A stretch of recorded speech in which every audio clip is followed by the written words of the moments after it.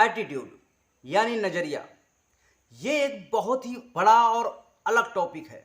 Attitude, हम जो student होते हैं, हम जो विद्यार्थी होते हैं, हमारा एटीट्यूड कैसा होना चाहिए, किस एटीट्यूड के साथ में हम अपनी मंजिल तक पहुंच सकते हैं। क्योंकि बहुत सारे ऐसे एटीट्यूड होते हैं जो थोड़े दिन के लिए तो बेहतर नजर आते हैं, मगर इसके बाद में आपको उन एटीट्यूड के साथ में अपने सपनों तक नहीं पहुंच सकते आप। क्योंकि आपको किसी भी, आप नौकरी पाना चाहते हो, कोई भी नौकरी पाना चाहते हो, उसमें सिर्फ और सिर्फ अपना स्वार्थ नहीं होना चाहिए, उसमें दूसरों का भी स्वार्थ होना चाहिए, उसमें आपके परिवार का भी स्वार्थ होना चाहिए, उसमें इस देश का भी स्वार्थ होना चाहिए। ये बहुत सारी चीज़ें हैं जो आपको एक साथ में लेकर चलनी पड़ती हैं अगर आप जीवन में आगे बढ़ना चाहते हो। और हर विद्यार्थी अपने जीवन में बहुत ही आगे तक बढ़ना चाहता है। अगर बहुत आगे बढ़ना चाहते हो तो आपको बहुत कुछ देना पड़ेगा, बहुत कुछ सीखना पड़ेगा, बहुत कुछ समझना पड़ेगा। तो सबसे पहले अपने नज़रिए को आप समझें कि किस तरीके का हमारा नज़रिया होना चाहिए।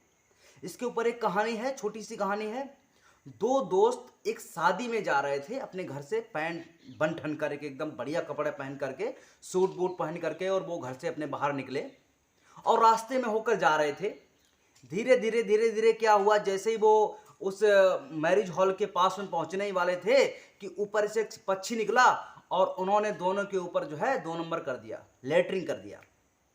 पक्षी ने दोनों के ऊपर कर दिया तो एक जो था दोस्त उनका, वो इतनी तेज झुलझुला गया, उसने कहा अरे यार हमारा जो है ये सूट खराब हो गया, अब हम क्या करेंगे, अब लोग हमारे ऊपर हंसेंगे, और बहुत ही ज़्यादा ये भगवान बेवकूफ़ है, इस भगवान को पक्षी बनाने की ज़रूरत नहीं थी, इसको सबसे पहले मुझसे पूछना चाहिए था पक्षी बनाना है कि नहीं बनाना है। अगर ये पक्षी ना बनाया होता, ये उड़ता ना, तो मेरे ऊपर जो है आज ये मेरे कपड़े खराब नहीं होते। बहुत सारी ऐसी गालियां दी उल्टी सीधी, और बहुत ही एकदम जैसे उतार के फेंक दिया सूट को, और बहुत ही ज़्यादा एकदम झुलझुला गया। वहीं पर उसका जो दूसरा दोस्त था, वो बेचारा, उसने अपने सूट को धीरे से उतारा और पास में लगे हुए नल से उसको धुल दिया, क्योंकि पक्षी कितना लेटरिंग कर सकता है, तो थोड़ा थोड़ा सा था, उसने धुल दिया और कहा इससे कोई फर्क नहीं पड़ता है यार, ये सूख जाएगा भी 2 मिनट में, और भगवान तेरा लाख लाख सूख। उस देखिए पहले वाले ने उस भगवान को बहुत सारी गालियां दी और झुलझुला गया। और दूसरा वाला जो दोस्त है वो एकदम काम, एकदम एकाग्र और एकदम शांत रहा। उसने अपने सूट को उतारा, धुला, और धुलने के बाद में भगवान को थैंक्स कहा कि भगवान आपका लाख लाख शुक्र है कि आपने पक्षी को ही उड़ना सिखाया। अगर आपने कहीं भैंस को उड़ना सिखा दिया होता, तो अगर वो ऊपर से उड़ते हुए आती और मेरे ऊपर गोबर करके चली जाती, तो क्या लगता है पूरे ऊपर से नीचे तक इतने गंदे हो जाते कि धुल करके और पहन करके 2 मिनट में सूख करके वहां नहीं पहुंच सकते थे मैरिज हॉल में। भगवान आपका बहुत बहुत शुक्रिया। तो देखिएगा दोनों में कितना बड़ा नजरिया अलग अलग हो गया है। पहले वाला वही छोटी सी चिड़िया के ऊपर कितना जो है झुलझुला गया और अलग अलग भगवान को गाली देने लगा, और वहीं पर दूसरा वाला दोस्त, उसने धन्यवाद किया कि कहीं आपने अगर भैंस को उड़ना सिखा दिया होता तो आज मेरा क्या होता। तो केवल नजरिया की बात है। आपके पास में सोर्सेस नहीं है, अवेलेबल नहीं है, तो आप जो है टेंशन मत लीजिए। आप ये मत सोचिए कि हम एक अमीर घर में पैदा हुए होते तो मैं बहुत अच्छा पढ़ लेता, मैं ये वाले स्कूल में पढ़ता तो मैं वो कर लेता। ऐसा कुछ नहीं है। माना कि इससे फर्क पड़ता है, मगर आपके अंदर अगर सच्ची लगन है, आपके अंदर अगर सच्चा जो है स्टूडेंट अगर बैठा हुआ है, जो एक अच्छा सच्चा विद्यार्थी आपके अंदर अगर बैठा हुआ है, तो आप कभी भी जीवन में हार नहीं मानेंगे। ऐसे बहुत सारे उदाहरण हैं जो यूपीएससी क्लियर करके और जो है आईएएस आईपीएस ऑफिसर बनते हैं, और वो गरीब परिवार से हैं, उनकी मेहनत और लगन से वो बनते हैं, ऐसे फालतू में नहीं बनते।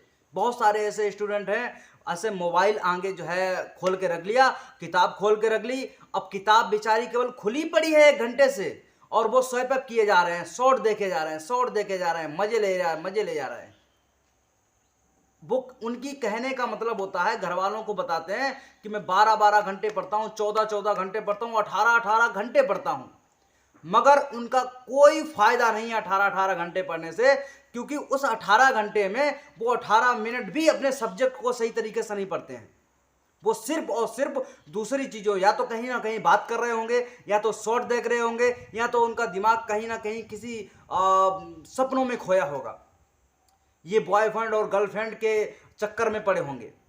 तो कहने का मतलब ये है कि आप अपने आप को देखिए कि मेरे अंदर कौन सी ऐसी गलतियां हैं, कौन सी ऐसी आदतें हैं जिन्हें अपने अंदर से बाहर निकालना है अपनी मंजिल को पाने के लिए। क्योंकि एक बार आपको मंजिल मिल गई तो जिसके लिए आप तड़प रहे हो ना, जिसके लिए आप जो है झुंझला रहे हो, जो आप पाना चाहते हो, वो इसके पास ये है, उसके पास सब कुछ आपके पास में होगा, मगर आपको सबसे पहले उतनी मेहनत करनी पड़ेगी। जो आप पाना चाहते हो उसकी कीमत देनी पड़ेगी। अगर कोई चीज मर्सिडीज आप पाना चाहते हो, मर्सिडीज आपको 1 करोड़ रुपए देने पड़ेंगे। आप चाहते हो कि नहीं नहीं नहीं नहीं 5 लाख रुपए देंगे और मर्सिडीज मिल जाए, नहीं मिलेगी बात। आपको मर्सिडीज पानी है, IAS IPS ऑफिसर बनना है, बहुत बड़े बड़ी साइंटिस्ट बनना है, इंजीनियर बनना है, डॉक्टर बनना है, तो उसके लिए उसकी कीमत आपको चुकानी पड़ेगी, मेहनत करनी पड़ेगी। क्योंकि मेहनत के अलावा ऐसा कोई शस्त्र नहीं है दुनिया में जिससे आप जो है कोई भी अपने सपनों को आप पा सकते हैं। देखो, पैदा होना तो एक अलग बात हो गई, आप गरीब घर में पैदा हो गए, आप अमीर घर में पैदा हो गए, इसके लिए आप कुछ नहीं कर सकते हो, आपके हाथ में नहीं है, मगर कर्म आपके हाथ में है। हम जब छोटे थे, स्कूल में जाते थे, तो वहां लिखा था कर्म ही पूजा है। अगर आपने सही कर्म किया तो ऐसे बहुत सारे लोग आपके पीछे खड़े हो जाएंगे कि बेटा आप आगे बढ़िए, मैं आपके साथ हूं। क्यों? क्योंकि आपने कर्म अच्छा किया, आपकी सोच अच्छी है और आप जीवन में आगे बढ़ना चाहते हो। लोग आपके पीछे, क्योंकि जब आप जो है किसी भी चीज को पाना चाहते हो तो पीछे से जो ये प्रकृति है ना, ये आपके धक्का लगाती है और आपको ऐसे लोगों से मिला देती है जो आपको जीवन में आपके सपनों तक पहुंचने के लिए आपकी सहायता करेंगे। और ये प्रकृति है जो आपको वहां तक पहुंचाएगी, ऐसे लोगों से कांटेक्ट करवा देगी। लेकिन आपको उनके पास तक जाने के लिए आपको वो मेहनत भी करनी पड़ेगी, तभी वो पॉजिटिव एनर्जी हमारे अंदर से हर वक्त, निगेटिव और पॉजिटिव एनर्जी हर वक्त निकलती रहती, 24 घंटे निकलती रहती है हमारे शरीर से।